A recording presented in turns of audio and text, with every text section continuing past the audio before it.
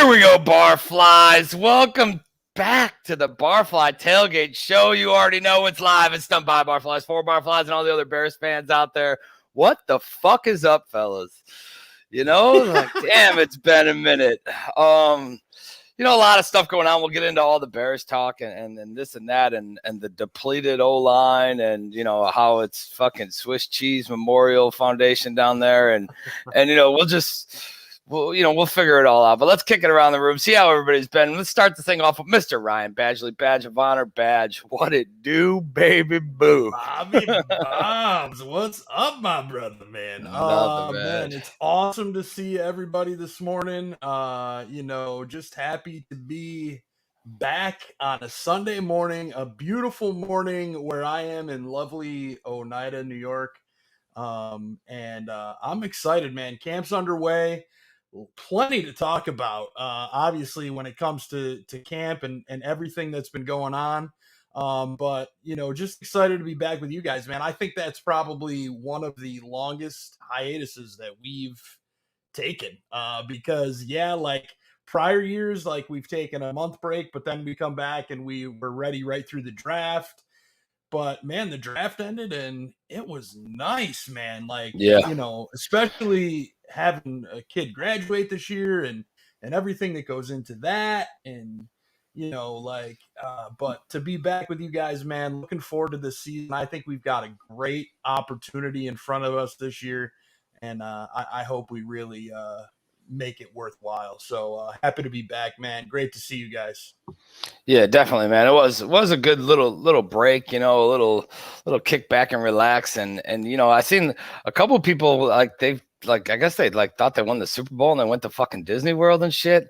I don't know. I mean, we're just gonna have to check in with them and see what's up. AC, Mr. Aaron Curran, old fucking Disney going. And what's up, brother? What's going on, fellas? Yeah, we it was nice to kind of enjoy my summer a little bit. Well, I say enjoy. Oh, there I go, full screen. You know how it is. Disney World was great, but bring your walking shoes with you if you're going to Disney World. Just a heads up. I think I need a vacation from my vacation, and we had a good time. You know, Scotty had a great time. That's my son, in case anybody didn't know. We did it up. If I wasn't, but work was killing me though. I mean, I was working. I'm glad I didn't have to do this on Sundays, to be honest, because I was working 6-day weeks and just, man, it was wearing me out. Yeah, for sure, man. I mean, I've been teleworking for like the last year. I mean, I'm still traveling, so I don't know. No warrant officer over here. You know what I mean? Right. You know what I mean? And I'm just saying, it's been pretty nice. And last but not least, we got Mr. Ryan Kirkland Billings. KB, what's up, brother? Man, dude, it seems like we done been gone forever, man. The last time I was on, you know what I'm saying, your boy was a newbie. I done got my official year on and whatnot, man. They let me get a little chin hair on. I don't get cussed out about it, you know. But, man, football's back, boys, and I'm back on with the game, man. This shit, it's crazy, man. I missed y'all boys, man. I missed you.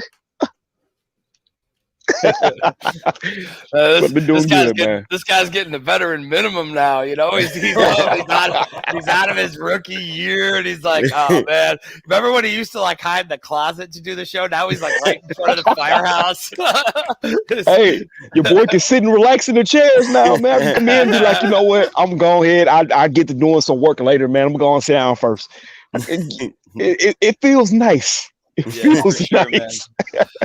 I mean, we got, you know, some people jumping in the chat already. You know, appreciate everybody joining us. You know, we're just gonna kick it. We'll go over a couple of things that we've seen so far, and you know, the lack thereof of things. We're quite possibly, I think it's still on, having Mr. Greg Braggs join in from practice today. So he's going to hop in and give you your tailgate experience live from practice with a couple updates and what's going on. So it's always good to hear from Greg and see what's going on there. And then, you know, otherwise we'll just talk what's expected, what we got. Obviously there's only 3 preseason games this season. In my opinion, we're not ready for one yet, but who knows, man? Got one on Saturday. So yeah, there's one coming quick, and I don't know if we're ready. I mean, everybody, all the things that we're hearing about, the linebackers like Ogletree gets another pick. Yep. And then in the goal line situation, the defense had, I want to say it was 2 safeties out of 5 plays or 4 plays or something. I think that doesn't show how good the defense is. That shows how poor the offensive line is, and what the problems are. So, I mean, Badge, we'll start this thing off with you, man. What have you been, reading, seeing, hearing? Main concerns, I think, for everybody is probably the offensive line. But what's your thoughts going into next week being the first preseason game? Yeah, I mean, it's preseason game 1. I think obviously, if you look at years past, obviously last year there wasn't a preseason, so you kind of throw that one out the window. But just speaking in Nagy's tenure, and he touched on it, last week and this week, each year he's done something different in the preseason. And I can remember in 2018, he didn't want to play anybody. And we were like, Jesus Christ, why is this fucking guy not playing anybody? Well, we go out, go 12-4, make the playoffs, and things are great. 19, kind of a similar, like there were some people playing, but then others didn't really play a whole ton, and we missed the playoffs. So then you get into last season, obviously there really was no preseason like at all. There were no games. Nobody started till the first week. So, I don't know. I'm curious to see. Obviously, O-line is a major concern. If Dalton goes down, Fields is your number 1. A lot of people want to see him sit for a few weeks to maybe come acclimated. People maybe want to see him sit for the first part of the season. I want to see him out there. I want to see him out there week 1. I'm still of that. This is a once in a lifetime talent. You start him now, let him play, let him get his bumps. And I'm going to be real honest. I don't think there's going to be many bumps with this kid. I think you see, the reports, he turned the ball over here, turn the ball over here, turn the ball over here. Sometimes these guys are told to put it where a player can make a play because they want to see if the player has that ability. And, hopefully with everything else, the O-line, I was saying, we were talking in our text thread earlier this week, and then just a few minutes ago, we were talking about it. I'm not concerned with the O-line right now, but if we get through next week and they get back to practice and guys aren't coming back, then I'm going to start to get very, very nervous, without a doubt. Yeah, I mean, I'm concerned with the O-line right now, man. I think there's just too many injuries with people, right? And who, I mean, you're not going to put Dalton in the first preseason game, right? And you're probably not going to put Foles in, or you'll split time between Foles and Fields, I guess. Are we ready to have this rookie that we're all, crowning as the next coming and he can take over midseason? Obviously, he's going to have to play some preseason. Oh, absolutely. Absolutely. But that's like a murderer's row. Like there's no linemen. And you're going to put this kid back there with people trying to make team when the fire's a little, it's a little more heated. You got guys in the preseason that are coming out trying to make a team. They're going to try to get in there. It's not like it's, the 0-15 Lions coming to town where nobody gives a shit anymore. And like, there is no pressure, you know what I mean? But these dudes are trying to make the team. And I think like without this or with the O-line and shambles and I mean, we'll talk, about that stuff, but I just think I'm not comfortable putting anybody out there. I mean, who the hell is going to go? You might as well go pull up somebody else to go in and play the damn complete thing. I mean, see what Tyler Bray's doing. Bring him. Tyler Bray. Well, guys, we just had a special guest join us live from training camp. Our man, Mr. Greg Braggs Jr. There he is, live from Hallis Hall. Braggsy, what's up, my brother? What's up, boys? Can you hear me good? Yeah, we got you, Greg. We can hear you, man. That's good. Yeah, I got the earbuds in. I got the music blaring here at Hallis Hall. I'll try to give you guys a little sneak peek, but don't tell nobody, all right? Get me in trouble, all right? Between us. Hey, just between us girls, all right? Oh, we lost him. Yeah, he tried to switch it up. He's like, I'll give you a sneak peek, and the fucking security guard. The security guard tackled him, and Braggs is now in a fight for his life now. I'll kind of pick it up. Go ahead. Where you were at, Bobby. The O-line, man. I was reading yesterday. It was down to like Alex Bars at left tackle and LaChavia Simmons at right tackle, and LaChavia Simmons ended up going down with a concussion. And I was like, "What is going on?" Hey, there we go. How's that? Can you hear me now? Oh, that's beautiful. Yes, sir. Let me turn it. We got some individual team drills going on. You know, everything's starting still nice and early. You can see the Hallis Hall new additions on the right side. These are all kind of new buildings.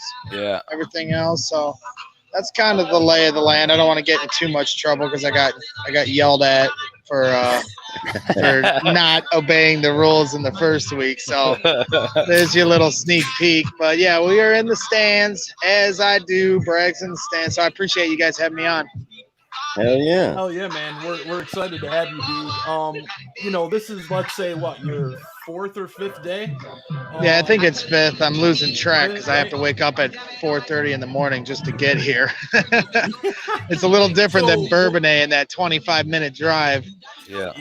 Tell us a little bit about the experience, you know, obviously from the view for you as a podcaster, Bears fan, kind of separate things, but from the Bears fan perspective, what's it like at Hallis Hall versus Bourbonnais, and do you see positives that outweigh what it used to be in Bourbonnais, or how is it for you? Yeah, there's pros and cons. Obviously, Bourbonnais was a special place for me. I mean, it's somewhere I went for 20 years straight. Kind of became like my home. It felt like I was the mayor out there. You know, I knew the lay of the land. I knew where to go. I knew what to do. And, you know, obviously the biggest difference is the amount of fans. You know, here it's much more inclusive and private. There was 10,000 rowdy fans at Bourbonnais. You'd get there and you'd feel that kind of energy you feel going to a game, really. And here it's kind of like a library most days, you know, and unless the ball's really flying in the air, you might hear some hooting and hollering that way, but it's pretty quiet, you know, and it's more of a, you know, a library atmosphere in a lot of ways, which that I don't love, but there's advantages to that because there's not as many fans. So someone like me wants to get around and get different shots, go behind the goalpost, do different things, save my spot in the bleachers. It's not a problem here. You know, you badge Bobby, AC, I'm sure if you've been to Bourbonnais, you know, it was a bum rush to the stands. There was very limited bleachers, and you had to like run to your seat if you wanted a good spot. Here, I left my bag. I walked away for 10 minutes. So it's totally different here. It's just much more secluded. So there's pros and cons, but just being at Hallis Hall in general is such an experience. I mean, I had never been here before until this year, and to walk on these grounds, the campus for the first time, you get butterflies as you walk up, and you're coming down these trails that lead you to the fields 1 and 2, which are by the main Hallis Hall, and then they have like the new addition fields on the other side. They have this like Walter Payton Hill, and they have all these amenities, and then you can get a wristband and go in the Walter Payton Center. I shared some pics along earlier today from that. It's really cool to go in there and see the facilities. So I mean, you really get to see how these guys train in their natural habitat. So that part of it is amazing. And you know, as far as just, you know, the game action, it's all the same. They run practice exactly the same.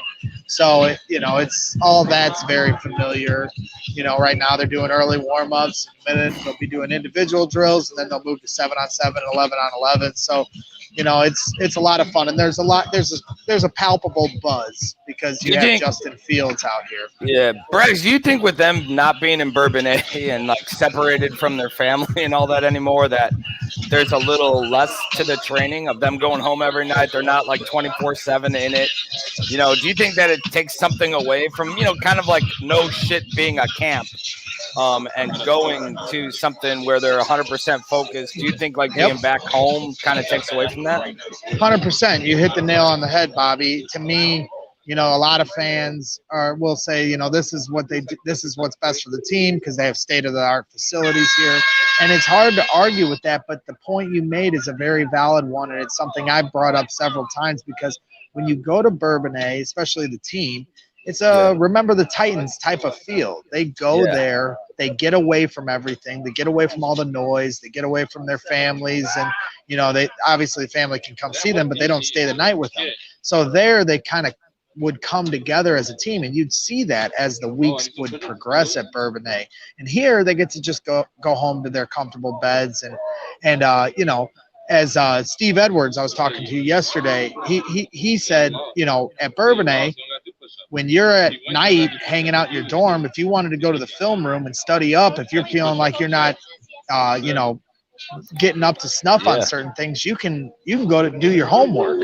Here, I mean, that's up to you to do that at home. Not saying these guys don't do that, but you know, like you pointed out, it's just more of a 24/7 focus there. Now, you don't get to sleep in a comfortable bed. You're in a small ass crappy dormitory like the college kids, and you know, you got to pick and choose your battles where you're going to get your food from because you know, Kankakee only offers so much. So dude, when I was in high school, we did our football camps there, and the Bears stayed in the same rooms that we were staying in, and they were shitty then. That was like the 90s.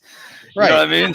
So, but that kind of calluses you up, right? You know, like I said, it's a remember the Titans type of feel. It should be uncomfortable. You're out there trying. A lot of these guys are trying to win a job.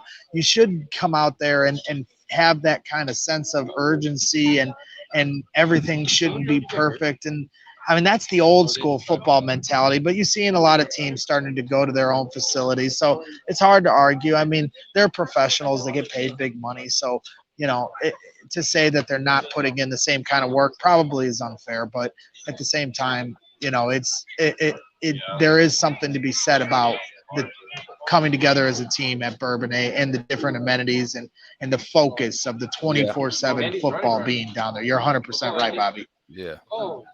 So O-line seems to be the biggest concern for most people, obviously with all the injuries. But I'm going to try to shift focus a little bit. We know Allen Robinson's number one. My guy Mooney's probably number two. Has there been anybody kind of breaking out as that slot receiver or a third receiver, however you want to word it, because, you know, they move people around formations all the time. Has anybody really broke out like that? Well, 1,000%. It's Marquise Goodwin. He's every day out here. This is a guy that creates serious separation, has top line speed just as fast as a guy like Darnell Mooney. And, yeah, you could see Marquise Goodwin and Darnell Mooney being on the outside and putting Allen Robinson in the slot. But 100%, if you're going to pinpoint the third wide receiver on this depth chart, it's Marquise Goodwin, without question. Does Ridley look like he's coming into his own finally, or is it still a work in progress type deal, like the camp champ, and then season comes around and, you know, you get nothing? He's had ups and he's had downs. The first week, I would say he was inconsistent. And then here in the second week or third week, whatever we're into now, he's starting to make plays. You definitely see a relationship between him and Fields because he works hand in hand with him in the second team. I definitely think that Javon Wims and Riley Ridley are fighting for the same roster spot. I think they're going to give potentially one of those back-end roster spots to one of these new guys. My eyes on John Vea Johnson. Obviously, he's from Gary, Indiana. He's a region guy. I was just shouting him out earlier on the field, so I'm rooting for him hard. But, you know, he's a guy that certainly has a shot because he's been making big plays with Justin Fields, which I think is key. You know, some of these other guys might make them with the third team. With Nick Foles, I think there's more weight to be carried if you're making plays with Justin Fields because it's all about how comfortable Justin is with you. I mean, he's the future of this franchise, so there's no getting around that. But, you know, that Rodney Adams, you've seen him make big plays. Obviously, that throw that went viral for the Family Fest, he was the one that came underneath that. He's made plays out here. Chris Lacey. There's all these new names at wide receiver, which I find interesting because, you know, you would have thought the Bears had too many wide receivers, but how many opportunities have they given Javon Wims and Riley Ridley over the last few years? I mean, some would argue not many that are on the starting field, but they've had their chances to be starters. They've been on this team. They've made the team, and they've never been able to push through for whatever reason. And maybe there's some behind-the-scenes issues going on there, but at the end of the day, I do believe Riley Ridley and Javon Wims are fighting for the same roster spot. I would be surprised if both make the team. I think they're going to let one of these new cats make the team. And like I said, the guy I'm rooting for is John Vea Johnson from Gary, Indiana, the region boys. I seen a dude catch a pass today. He looked like he kind of laid out for it, and he caught this pass landing into these foam things. And I mean, he might be able to do a little something. What can I say, boys? I'm an athlete. You saw I gave you the vertical. I gave you the vertical last week. I got up to the red. When they do the testing at the combine, and then today I saw them jumping into the foam pit. I was like, I gotta do this. I mean, you got to keep the troops entertained. I'm giving the people what they want here, guys. This is what we do at training camp. It's not all about the plays on the field. It's about the experience. You're always laying it all out there for the people of Chicago, Greg. That's why we love you, man. That's what I'm doing. That's what I'm doing. So Braggsy, man, we gotta ask, man, since we getting a lot of the scoop on the offensive side of the ball. Give us somebody that you've seen stand out on the defensive side of the ball. What have you been seeing, man? Well, 100% the guy for me that stood out, and this isn't, obviously not somebody that's going to be like a surprise name for you guys certainly, but Bilal Nichols.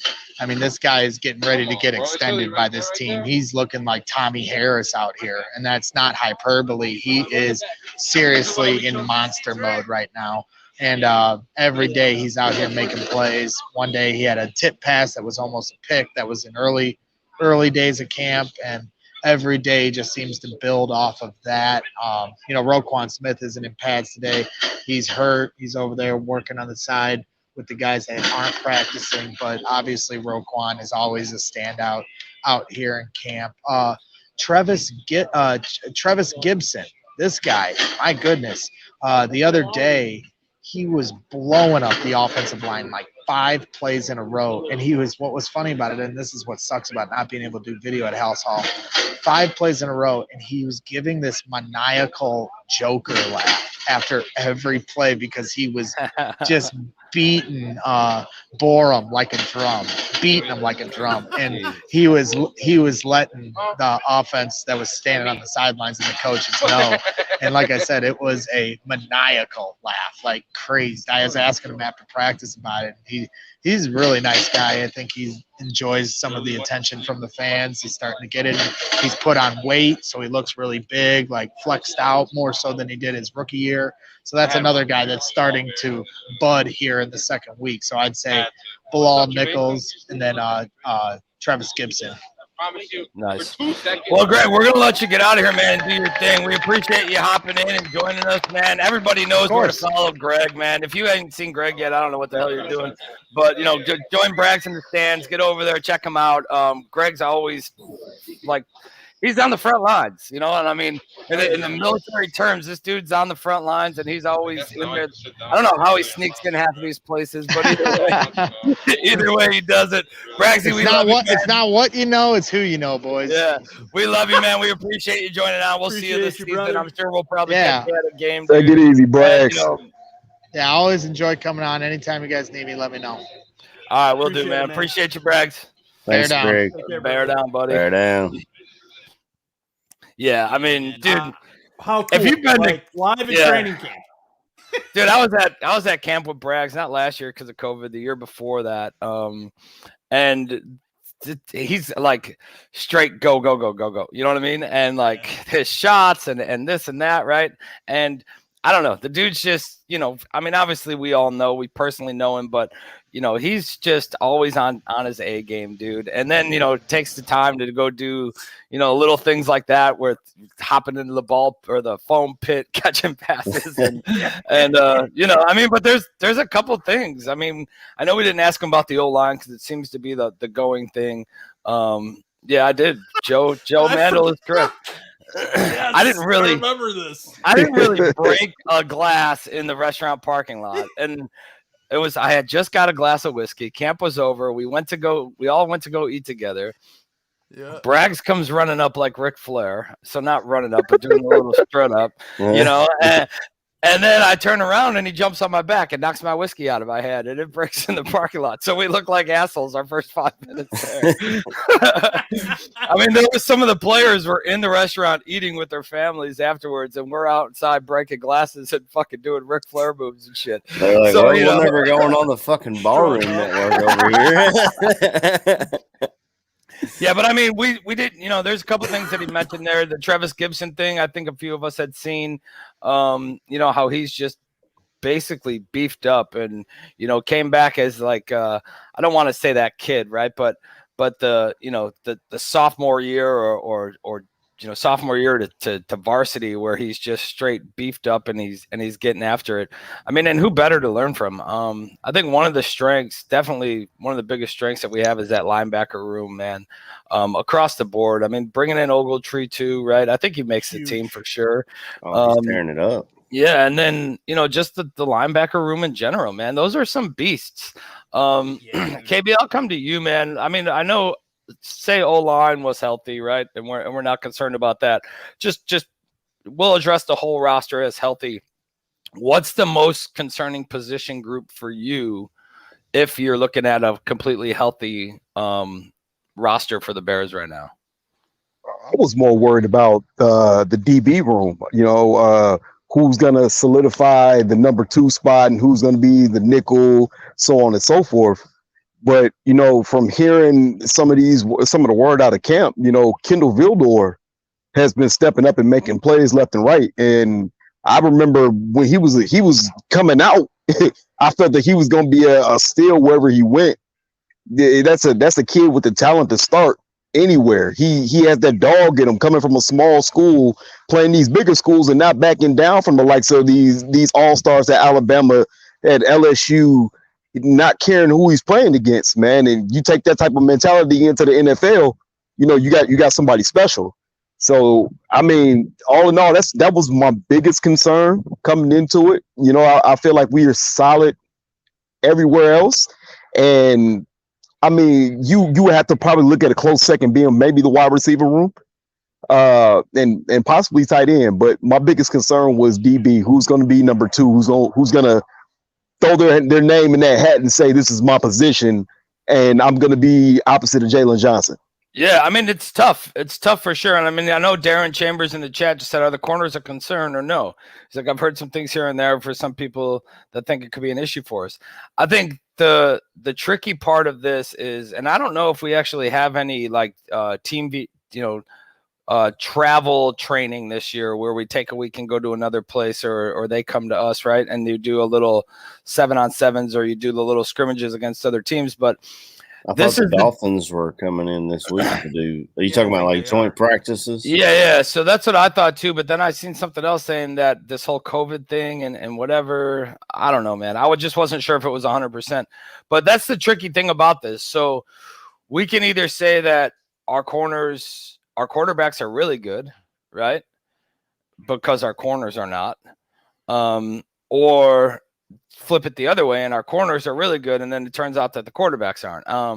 I don't know, man. Like that's my thing, dude. Like I sit here and I look at this roster and I said at one of our last shows last season, I wasn't really concerned with the cornerback room, and that was even after Kyle Fuller left. I mean, Jalen Johnson injury wise, maybe like there's a little concern there just because, I mean, he's had multiple shoulder injuries. There's always going to be that concern there. But I felt from the jump, I mean, as soon as Kendall Vildor took the field last year, I thought he would be a guy that in the future could be a guy that could be a number 2. And in essence, for nothing, but they're allowing Jalen to stay on the right side. So Kendall is essentially possibly could be the number 1 corner on this roster because they're going to let Jalen stay where he was. So what I've seen and heard from camp is that Kendall Vildor seems to be playing the part very well. He's making the plays. I know. Yeah. I know Trufant is there. We've talked about this before. He's out right now with a little bit of an injury. He's an injury concern. That's a guy who I just don't think is going to stay here because of the injuries. And then you look at the nickel spot. We just saw somebody in the chat say, I am Skokes. Graham Jr. getting beat by a lot of people. If he's been to camp, hey, okay, it's a possibility. Now, there's situations around that we don't know about. Duke Shelley, where does he fit into all this? I've seen some about Xavier Crawford, some of the safeties. Eddie Jackson's still out and not fully practicing. Is that a concern right now? I don't know. I think with Eddie, you're going to see him back to the Eddie he was before Chuck Pagano.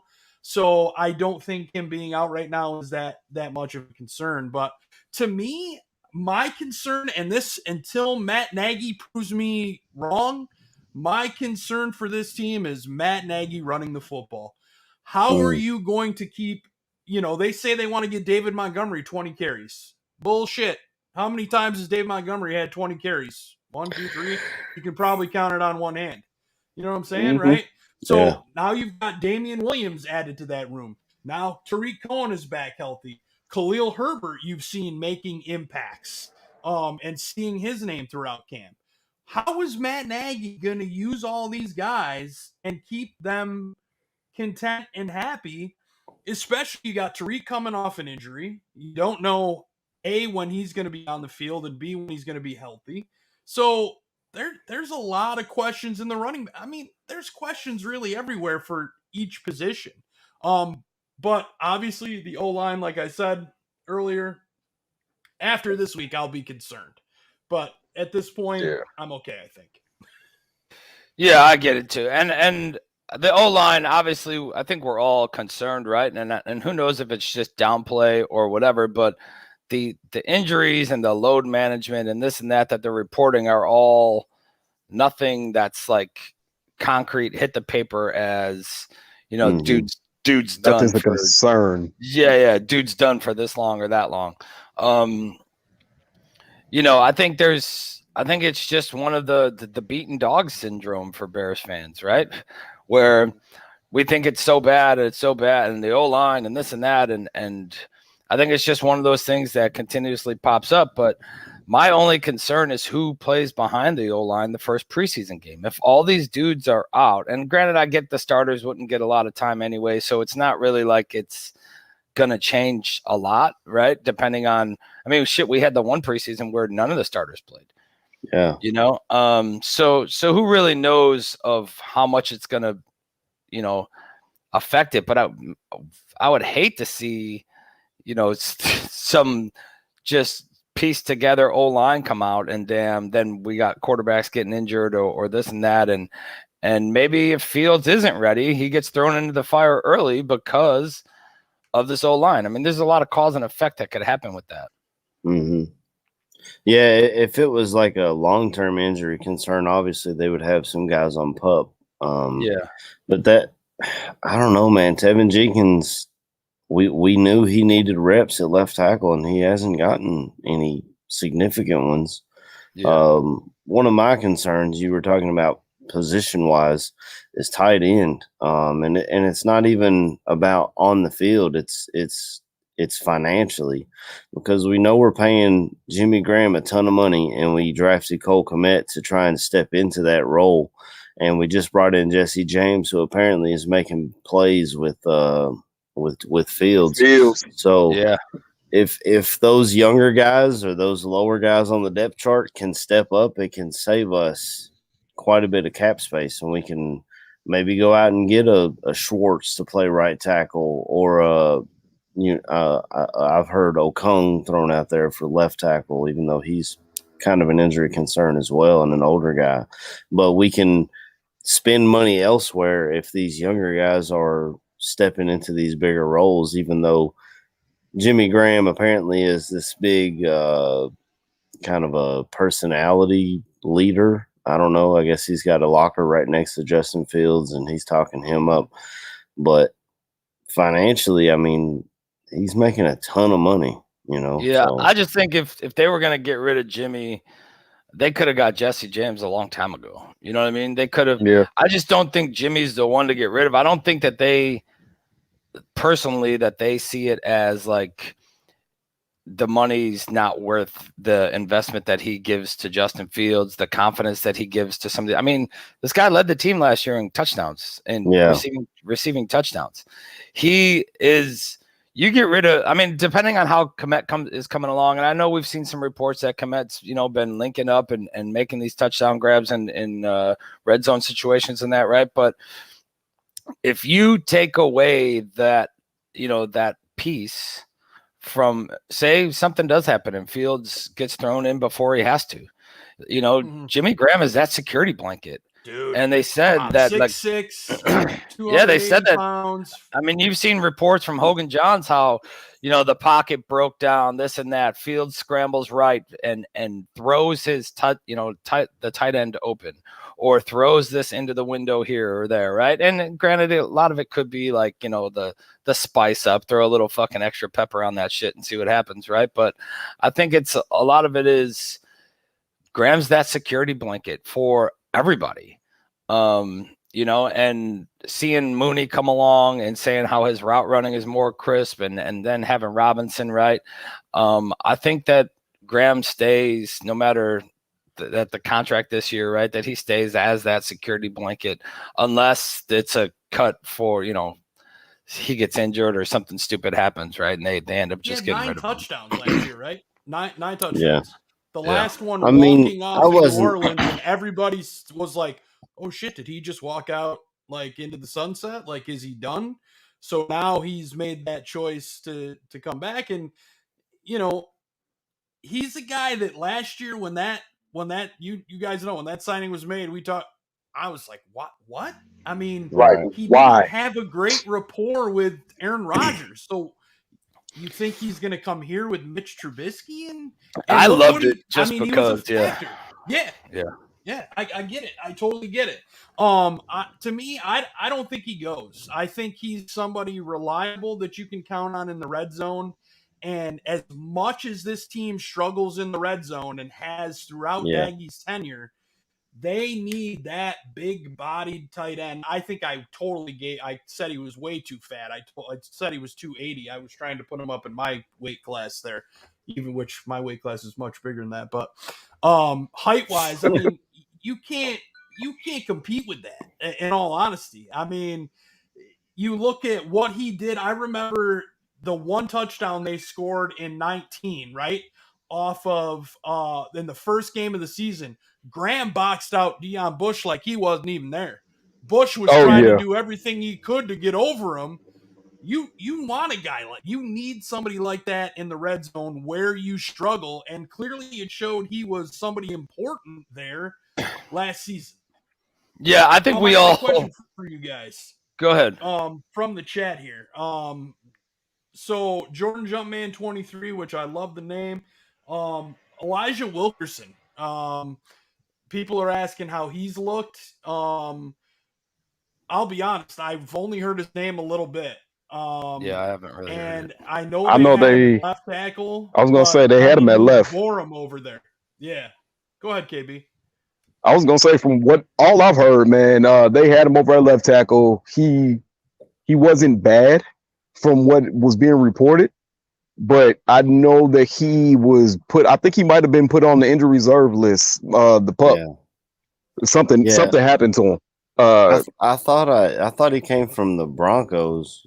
He did. But he's been one of those injuries that have been mounting up on the offensive line that's been concerning so many Bears fans, and it just. I don't know. Like I said, yesterday we were down to Alex Bars and Latavius Simmons, who wasn't even drafted, honestly, to be a tackle. They thought Simmons would be a guard, and then he went down with a concussion. So I have no idea who they're throwing out there today. I know they signed a guy who I've only seen in a Clemson jersey on all the signings, so I don't know how much. Gage Cervanka. Yeah, I don't know how much experience he has or where he's been or what he's done. I mean, Clemson's a great college, football program at this point. But I mean, don't know, man. If you played at a winner, if you played at a college program that was a winner, you have to have some sort of talent. I mean, he's coming from Clemson. Yeah. I mean, they're being in the ACC. I see them every year a little bit, being an SU fan. Luckily for me, they come to the Dome this year. So maybe that weekend I'll go down and watch my daughter's college football team instead. I don't think that one's going to go well. Hey, you can go scout some Clemson players, bro.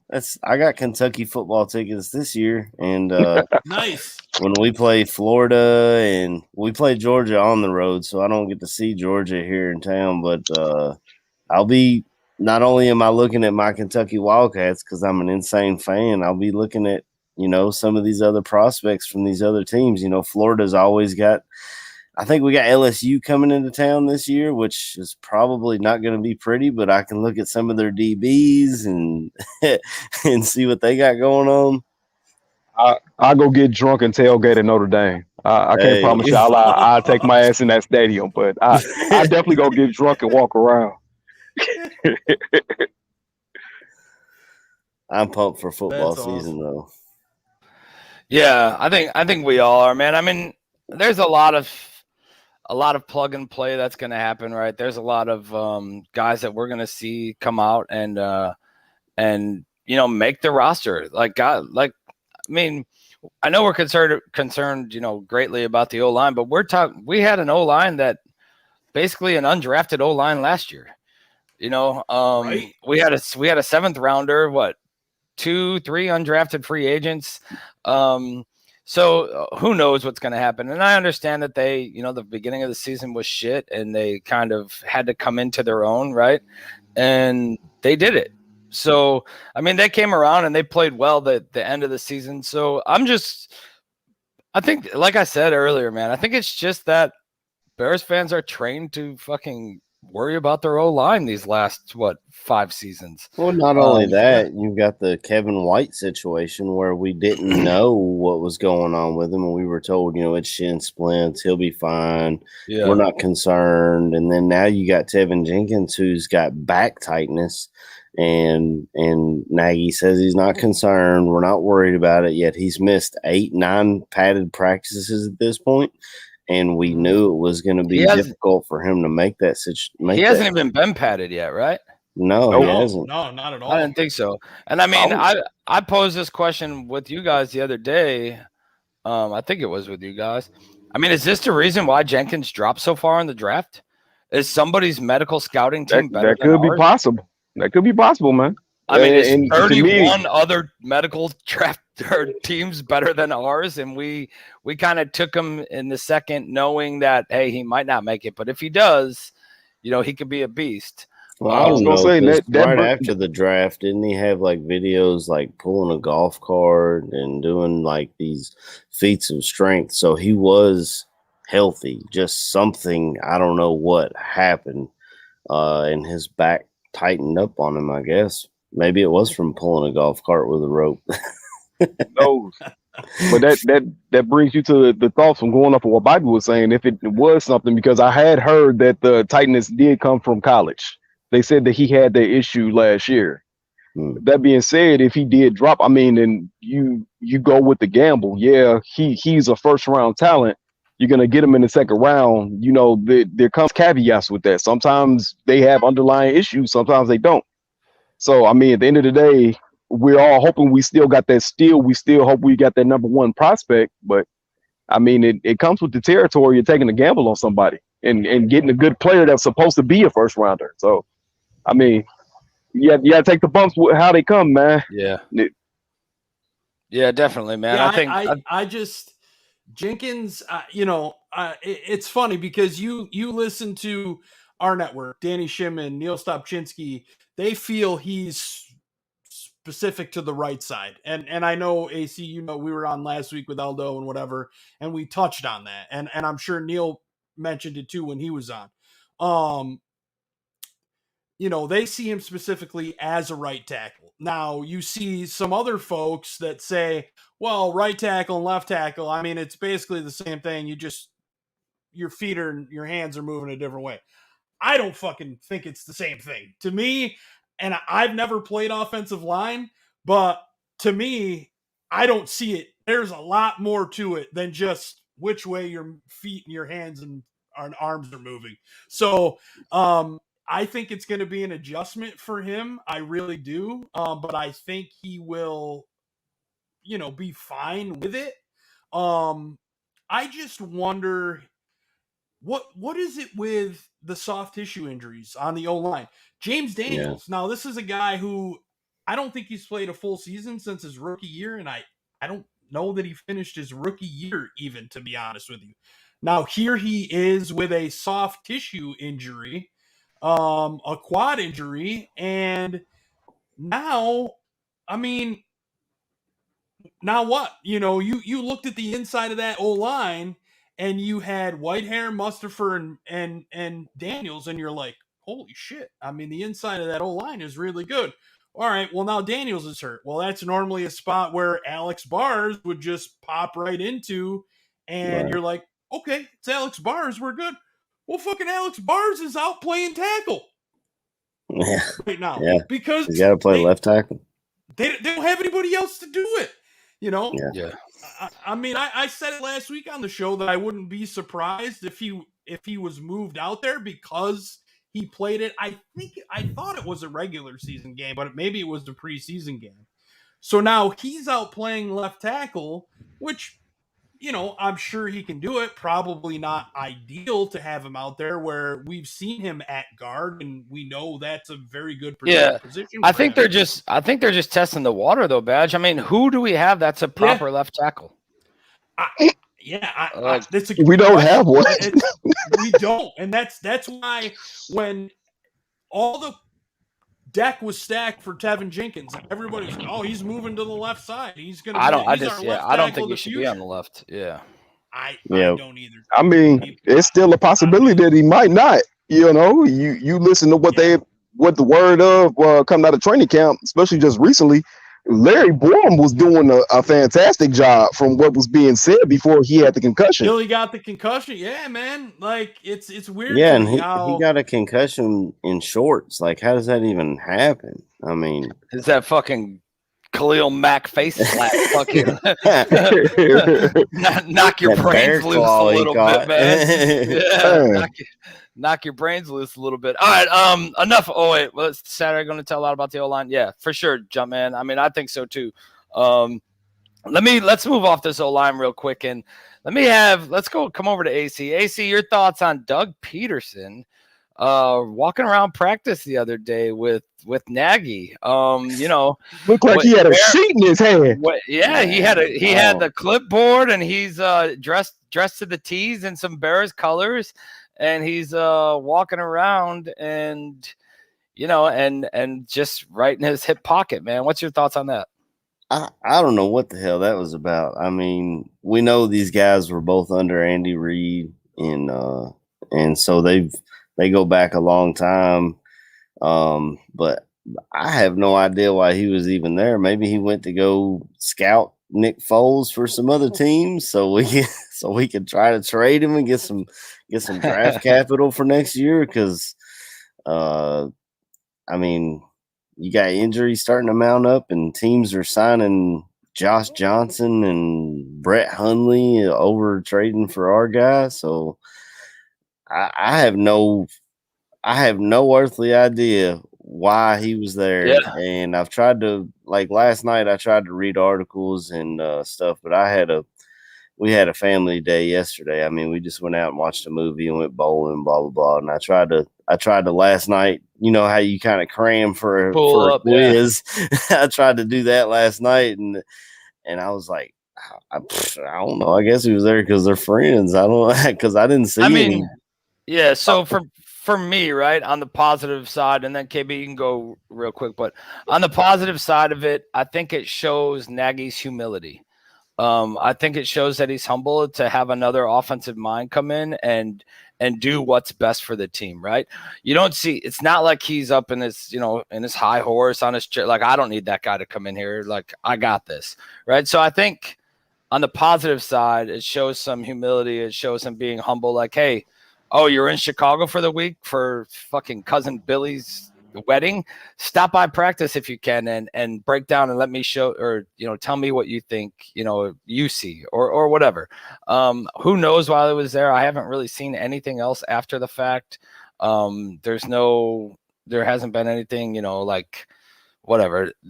I think maybe we're making it bigger than national media is, but either way, I think it's the positive side. I don't see a negative to it. Go ahead.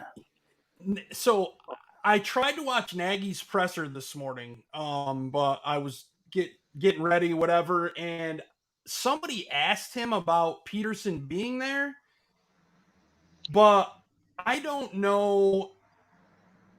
He was saying something about somebody working with the offense, but I wasn't sure if the question was, or if they were talking about Pederson or somebody else, because where I came in at it and I kind of wasn't paying attention, but I don't know. I don't think to me that Pederson is, I think he's just there, friend of Nagy, shows up. He's gonna, maybe look at what they're doing offensively, maybe give some advice to Nagy. We've said for a couple of years he doesn't like to run the football and whatnot. Maybe Pederson was, hey, look, if you're running this play and instead you move this guy here and then run it this way, who knows? He's probably there, just a buddy, looking at what the team has, maybe giving Nagy some pointers. I mean, Pederson won a Super Bowl. I mean, granted, him and Foles, supposedly that relationship was sour, but I guess they were chatting it up the other day at camp as well. I don't see Foles being moved, to be honest with you. I think he ends up staying here for the entire season, but maybe that's just me. I mean, I don't think that's a bad thing. Chop that up. Yeah, I was gonna say, man, chop that up to it being, man, your homeboy's in town. It's the same thing. If I was going out to a club, I drag one of y'all asses out. Hey, man, I found out you was in town. Come with me. Come stop by the family barbecue. That's what it is. He's like, come with me and grab a clipboard so you can prospect for me. let me know what you want. Come tell me what you see, man. You saw so-and-so over there talking, man. Let me know you saw them talking. That's all I need you for, man. You don't need to do nothing else. But like you said, I think it's being made more of a big deal by the fans than anything, man. They see Doug Pederson. Oh my God, is he going to be the next head coach? Blah blah. Like I said, it's a homeboy doing a homeboy a favor, man. I'm stopping by just to stop by. I ain't got nothing better to do. Ain't like he's coaching this year. Yeah, I don't think I'm not going as far to say that he's going to be the next head coach or anything like that, but I do think that there's a possibility that he gets hired as some sort of assistant or some sort of something. I'm pretty sure the Eagles are. I'm pretty sure the Eagles are still paying Pederson because of the way the contract worked out. Kind of like we paid Fox for 2 more fucking years after he left. So I'm pretty sure that they're still paying him, but who knows? Maybe he hops in and does just tape breakdown and evaluations like that. And, adds his 2 cents here or there, take it with a grain of salt. This is what I see. And I don't think it's a bad thing. I was just kind of surprised that, it was, kind of out there, and who knows who's going to be in the box, and I don't know who the offensive coordinator is. KB, I hell. Well, it's Bill Lazor is the offensive coordinator, but I know who it is, but I'm just saying I don't know who actually it is. You know what I mean? Like he says he's back to calling plays. That much I know. So. It'll be he lets the coaches though call him during training camp is what he said. That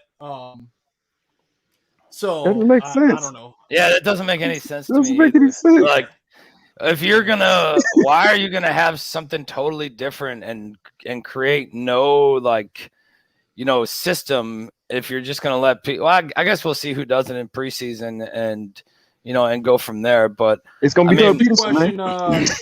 Jordan Jumpman 23 again. Do you guys think Nagy's full speed 100% tactic for camp this year may be backfiring? And that's like why there's 21 guys not practicing today because they're injured.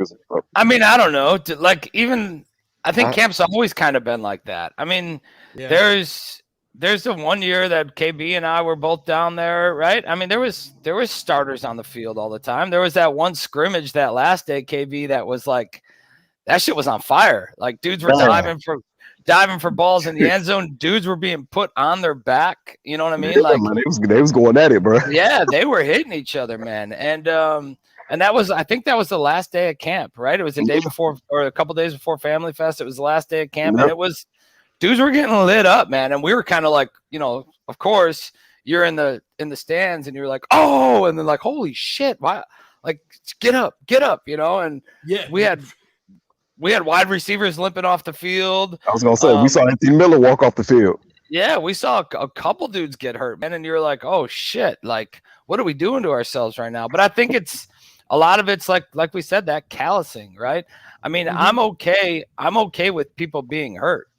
People being hurt and not being at camp is, I think it's okay. When somebody gets injured, no shit fucking injured, now you got an issue.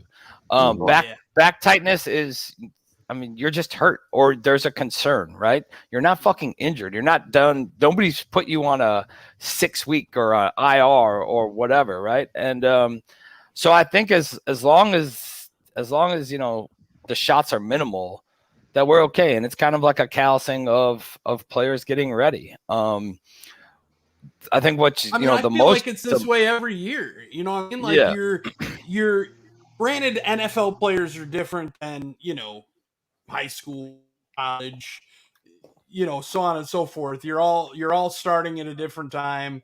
You know, most high school programs, at least around me, they're not doing this all year. You know, they have other kids, you know, other sports that they play.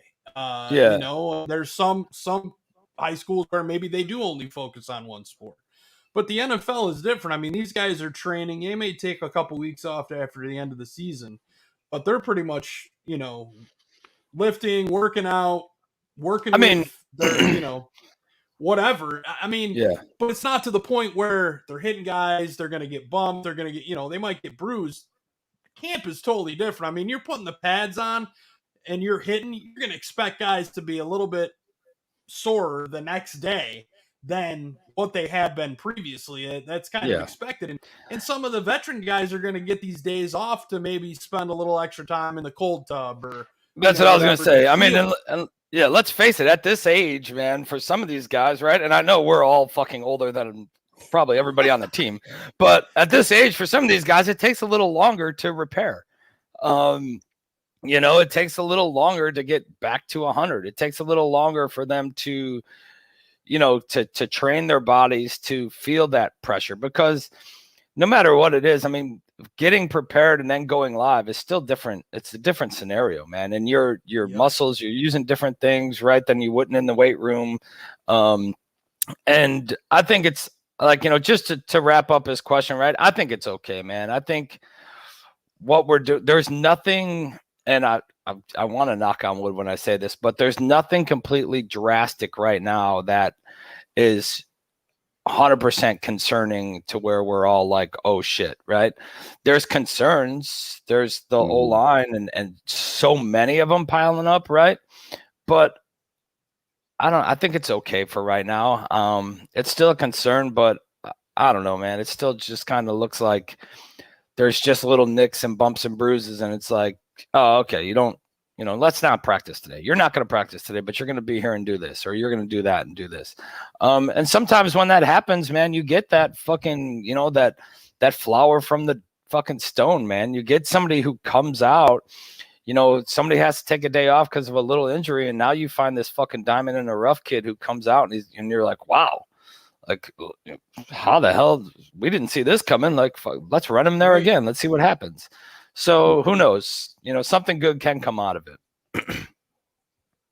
Yeah, I'd rather see him go 100% at camp and have little nicks than not go 100% and then get into an actual game situation, and then you get, you know what I'm saying? Then you start missing time that means more, in my opinion. Than we talking about practice.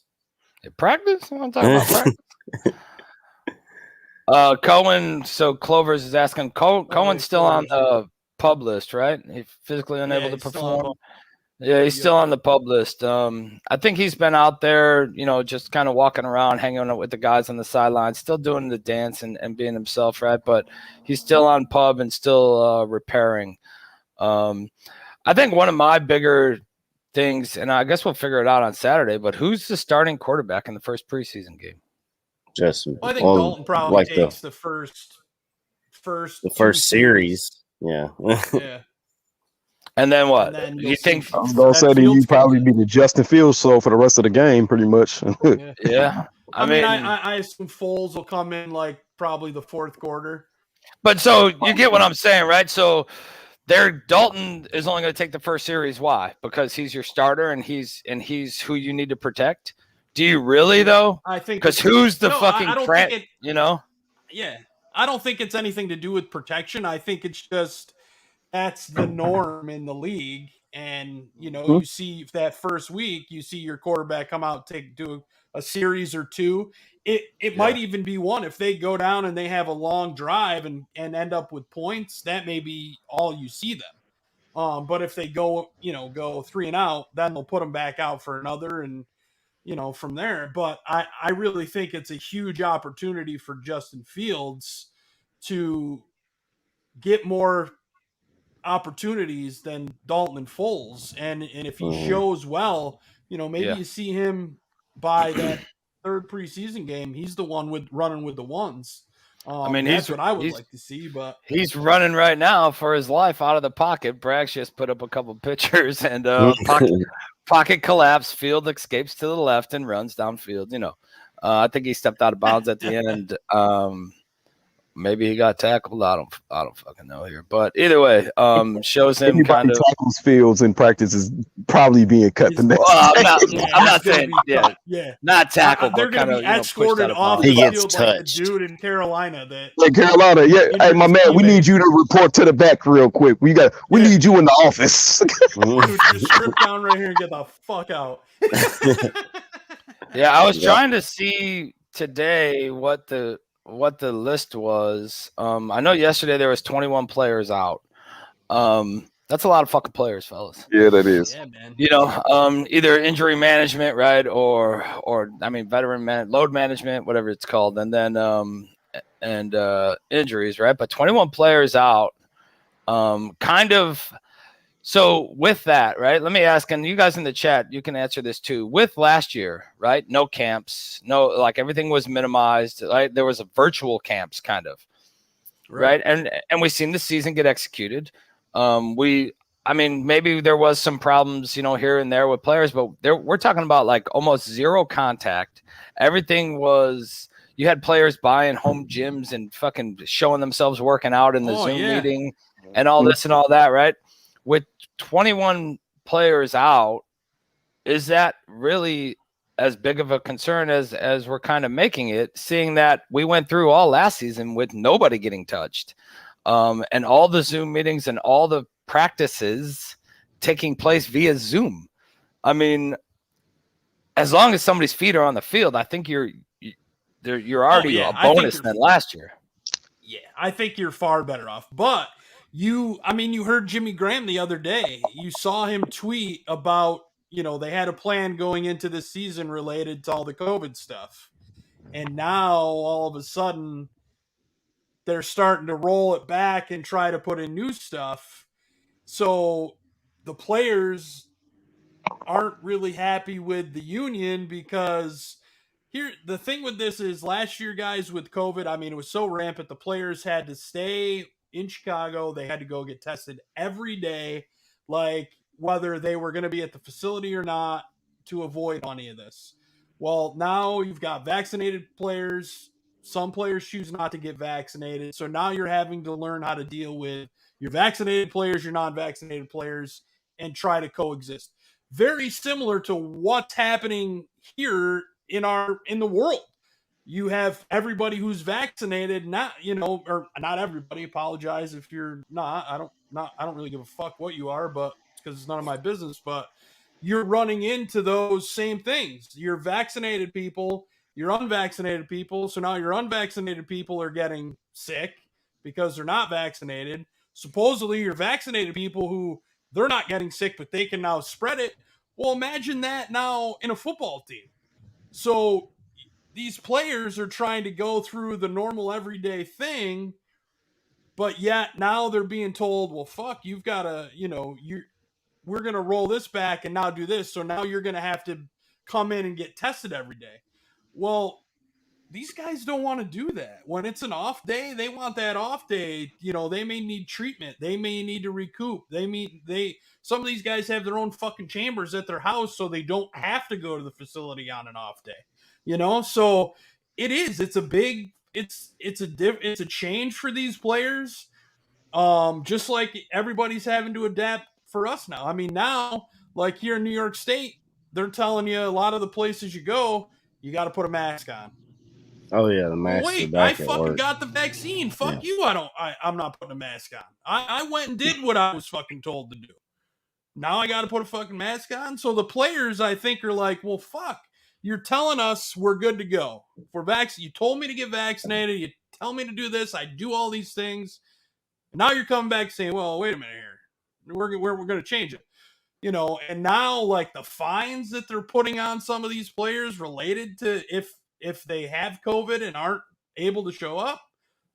I mean, I don't know. I think Jimmy Graham said it.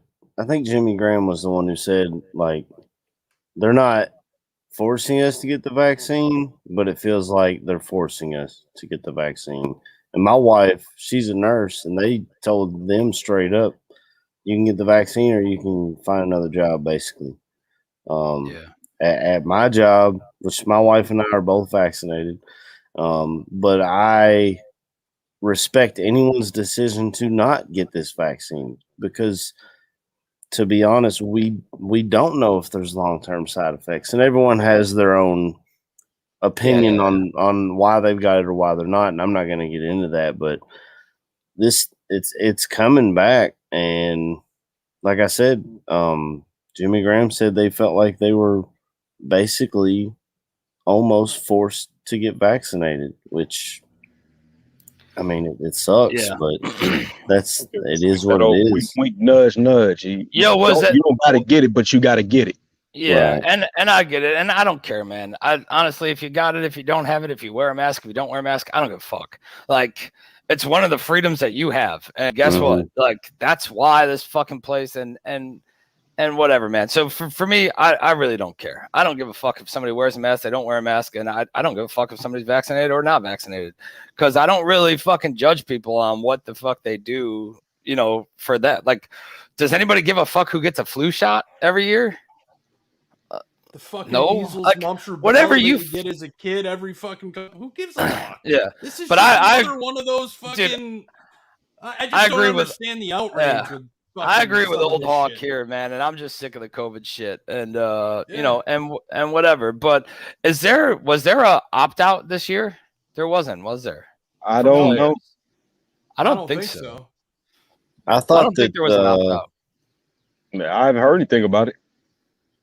Yeah, who knows, man? But so I was just looking at it. The joint practices are solidified. They start the 12th. So joint practices start the 12th, and then I think the game's the 14th. Is that right? Yeah. What's today? Yeah. Yeah, the 14th, next Saturday. And actually, hey, what's funny is between the 12th and 14th, there's this special day that for somebody that you guys know. No, there's not.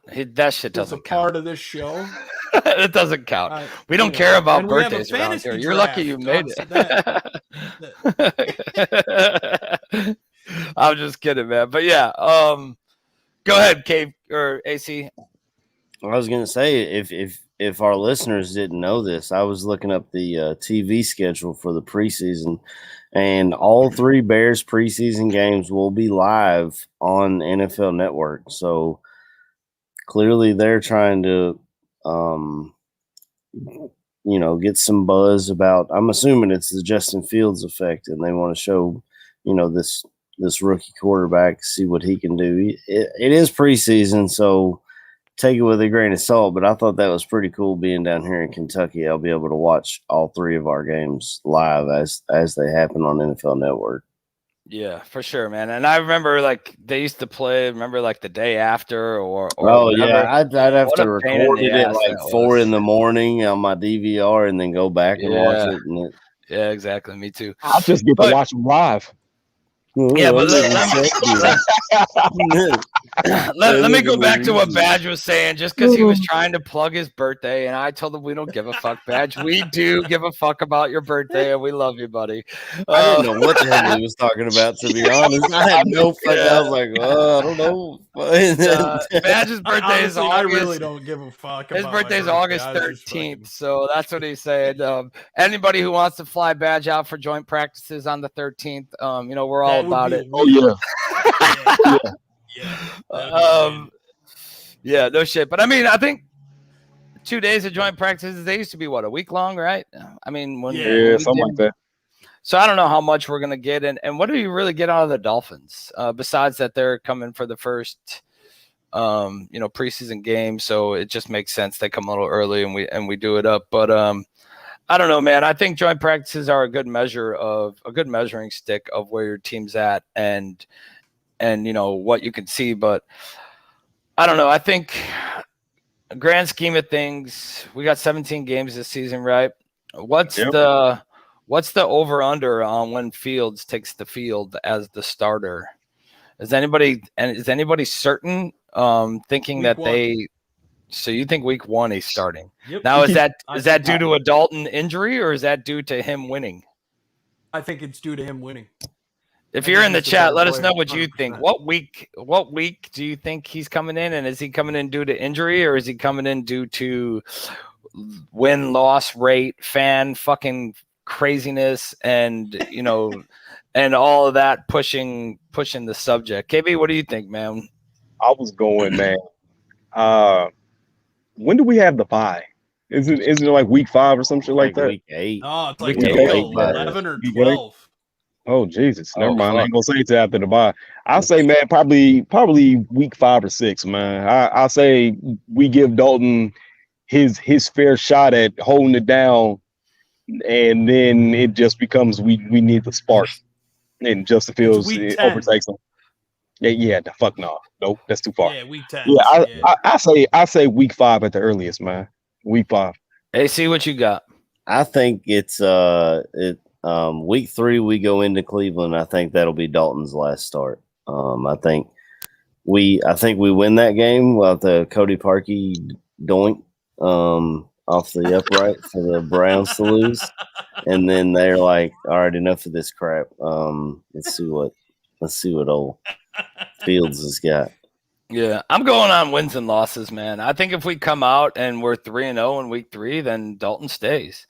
I honestly think Nagy is going to, I won't say hold Fields back, right? But is going to kind of keep his fucking secret weapon until he absolutely has to use it. And if this team is, let's just say they're 6-4 at come damn, week 10's the bye. 6-3 come the bye. Fields isn't fucking coming in. I think it has to be something like last year where we dropped all these games in a row and started getting the fucking break speed off of us. I think we went 0-6 at one point or 0. We had 6 straight losses, man. Yeah, I think it takes something like that in order for it to happen. Well, if that happens this year, we should have a new head coach with Justin Fields coming out. Because a 6 week losing streak. I was ready to say goodbye to Nagy last year. I was ready to see him go too last year, and I'd be lying if I said if I wasn't. I just think, I don't know. I just feel like obviously he's younger, so he has that, but 2, he's just more athletic, and you look at the touch on his deep balls. I mean, I know Dalton leads receivers very well, but apparently him and A-Rob are building a nice floor at camp. And I want to say this real quick before fans start to say we just trying to bash Dalton. Apparently, Dalton has been very fucking steady in practice. Yeah. And has been a very good quarterback. So we want to say that. Wide receivers have been coming out saying that he's doing it. Right. Yeah. Some we haven't had. You've got Justin Fields, your star quarterback of the future, in the waiting, and Andy Dalton is winning games. To me, that's a perfect scenario. That's right? Alex Smith. So let's say, yeah, exactly. Like, okay, cool. Dalton's winning us games. What we can let Dustin sit and learn and watch watch how Andy's preparing week over week over week over week, and he gets at exactly what the Chiefs did with Mahomes and Alex Smith. Does that come to fruition? I don't know. I hope so. Yeah. So Mark Rohde put out a couple minutes ago. Bears offensive line starters in Sunday's practice: Arlington Hambright, left tackle; Whitehair, left guard; Mustapher, center; Dieter Iceland, right guard; Alex Barrs, right tackle.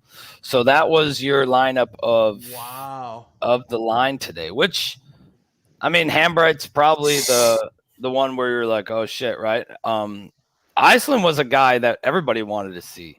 Oh yeah. He's a fucking brawler, man. He's a dude who just wants to, attack, which is good if you're running the ball fucking 30 times a game. Maybe not so good if you're passing 40 fucking times a game. I was gonna say he's the Ivy League kid, right? Yeah. Okay. Yeah. And I mean, I think let's see what old Mike Schaefer has to say. I'm willing to wait as long as it takes for the newish look O-line to establish itself. Welcome back, fellas. Yeah, I agree. We miss you, Mike. Mike, we miss you, buddy. Mike will be joining us every now and again this year I know we didn't say it earlier. We greatly appreciate everything Mike's done for the ballroom and on the show and that. You got his season tickets back. Yeah, and Mike will be popping in every now and then with us. And either way, great dude, great fucking piece to have. And Mike will be doing he doesn't know it yet, but maybe some live tailgate reporting, from South Lot and getting us a little bridge chant, or a little tunnel chants with Green Bay sucks when we play somebody who's not even Green Bay and Green Bay's got to buy. or some asshole wearing a Packers jersey to a Bears game when they're not even playing the Packers. Yeah. And I mean, for any of you who have never actually made it up to a Bears game or have never gone to the tunnel, so there's the tunnel that separates the lots, right? And basically it's just the feeding. Oh, he said he was typing that. It's the feeding part to the stadium. And no matter who you're playing or who you win or lose against, coming through the tunnel, the chant is Green Bay sucks. Just to further drive the fucking rivalry of Green Bay. And so we'll try to get the Schaefer South Lot segment going this year. Say that 5 times fast, Bobby. Yeah. South is Shafee.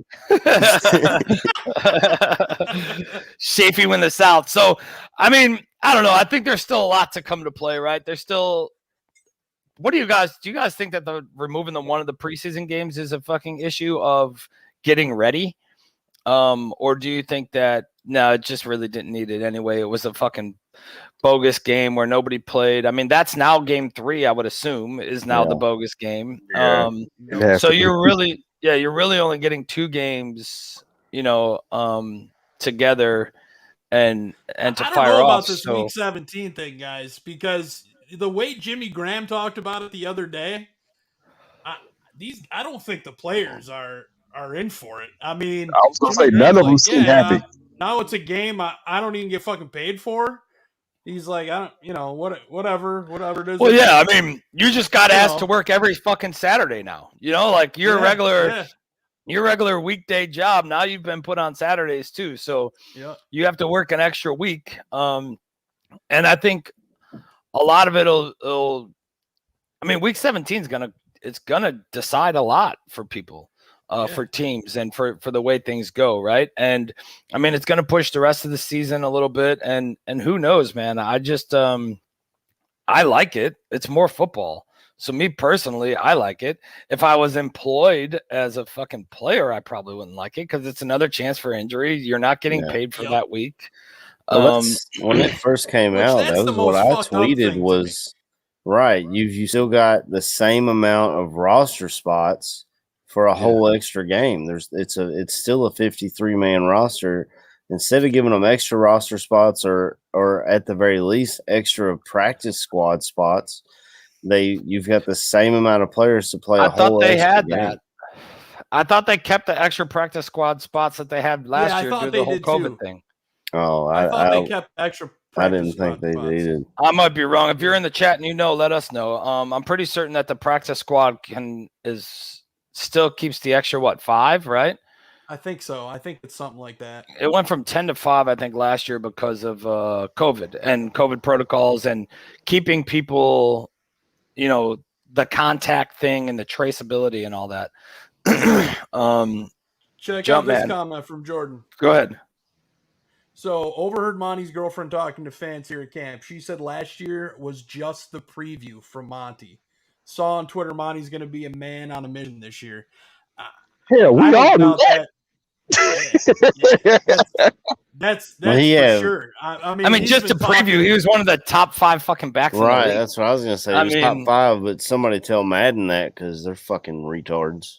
Yeah, I mean, I think Monty's the perfect silent assassin, man. Like, not a lot of people understand. Sorry if I offended anyone with that word. Not a lot of people understand what he did last year and what he was able to do. And I think, obviously he better be better. I mean, if he's not better, then what the fuck, right? Like, I think that's what you expect every year is to continue to grow and continue to acts of violence. Forward. I'm gonna come see him. I'll cut you, man. I'll cut you good. So let me ask you guys this, because this is something I heard. I don't think it was yesterday. I think it was Thursday. So something's up with Pat Scales. Like, he's on that COVID list. He may come off today, being that it's Sunday. Our backup long snapper is our starting tight end, Cole Kmet. Thoughts on that? This is breaking news to me. I had not seen that. Wow. Good for Cole. I mean, I don't think it's something where we need to be concerned, like, injury-wise. It's just a little shocking to me that the only other fucking long snapper we have on the team is our starting tight end. You would think, or at least you would think a center would be able to do that. Right. Yeah, it's such a thankless position. Yeah, man, they can't even be. Yeah, they can't be touched. They can't be touched. I mean, it's the feather position, and dude's fucking. If he's doing that, he's probably the smartest fucking dude on the team. Because even when his tight end days are over, he just solidified 20 more years in the NFL. You know what I mean? Switch from 85 to 65, and let's roll. He's like, you want to see how I make this thing work? He's like, I'm gonna be in this bitch till fucking 2050. Brett Favre ain't got shit on me. Oh man, that's horrible. Man. I don't know. I saw that. I was like, Jesus Christ, there isn't somebody else other than Kmet that can fucking long snap.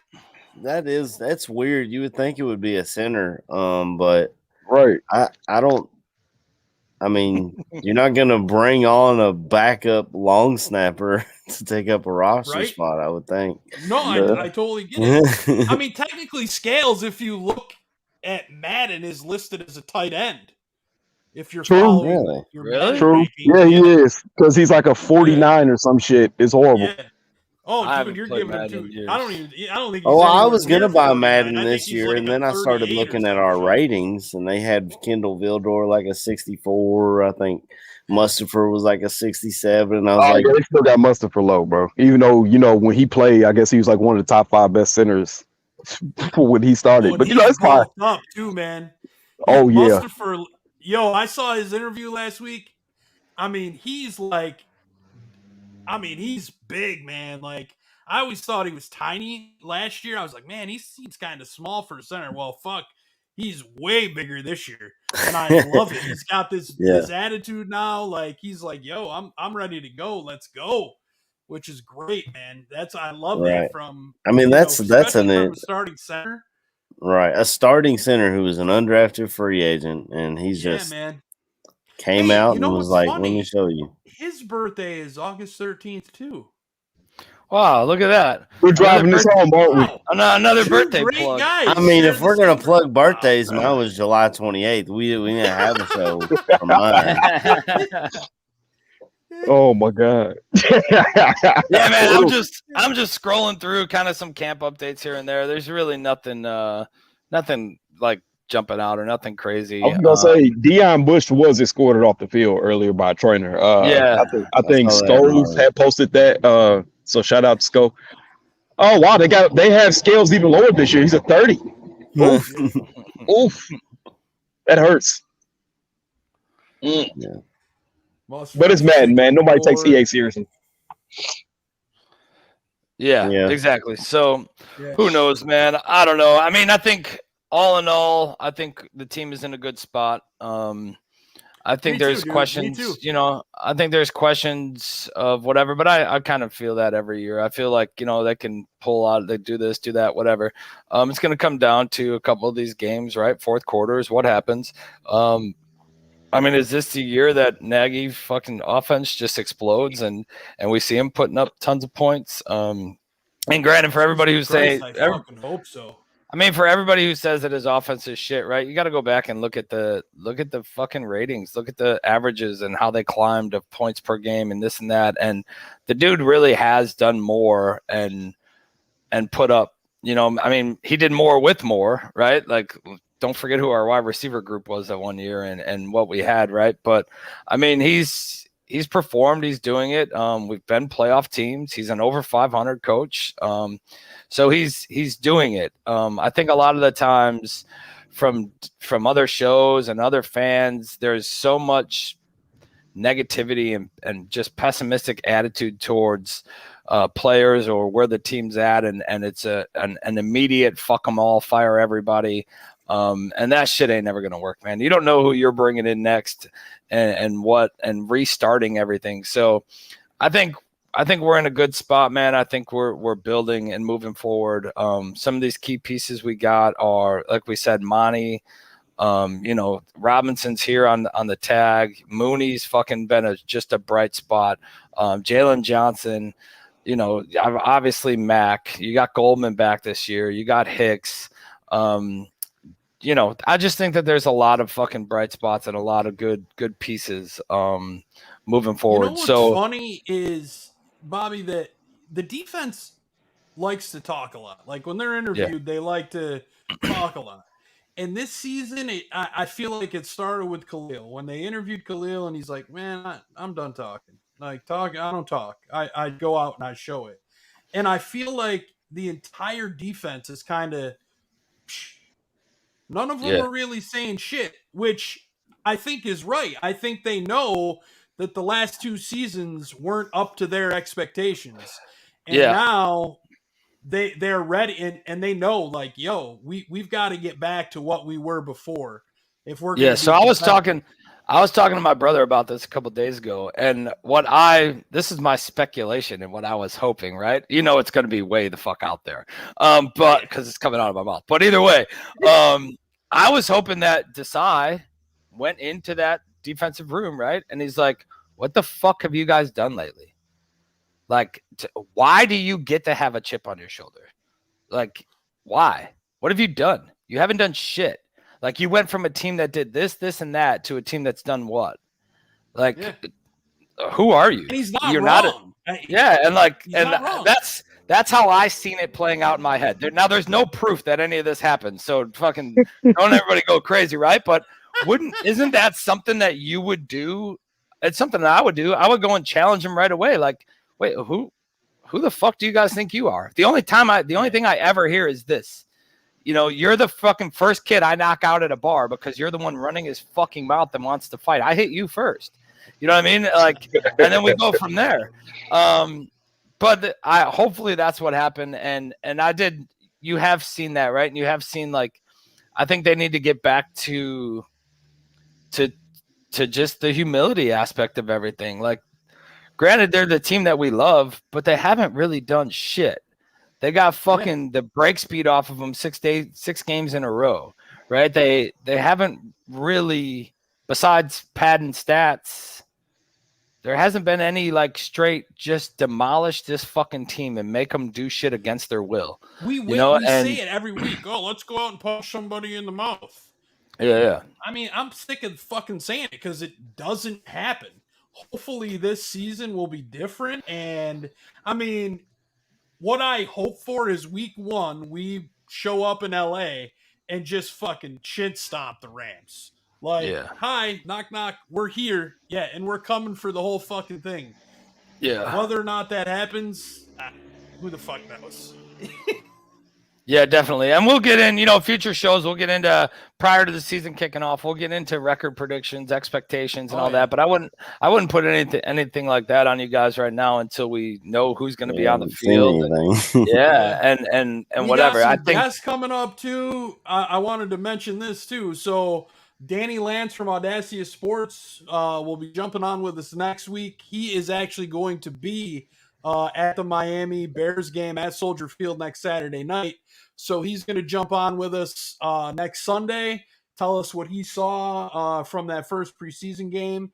And, maybe Audacia's got a fresh sticker drop. A little something special. AC's got it too, man. I got them all here as well. You can't go wrong with them. And you can find them on the swag shop too from Deep Dish Tees. So if you're looking, hit up Audacia Sports, hit up Deep Dish Tees. And then I think I'm not 100% sure yet, but Chris D'Onofrio, he's the one who pointed Bennett Sweet in our direction as a badge of honor. He's going to be joining us in 2 weeks. The Bears, the cards, the memorabilia page. He's going to talk about that Facebook page. Guys, if you're looking for autograph memorabilia, you got to head over to Facebook. The Bears, the cards, the memorabilia. Phenomenal page, tons of great people, phenomenal stuff. Pretty much, I think everything that I've gotten in here, I've gotten off of that page. Phenomenal.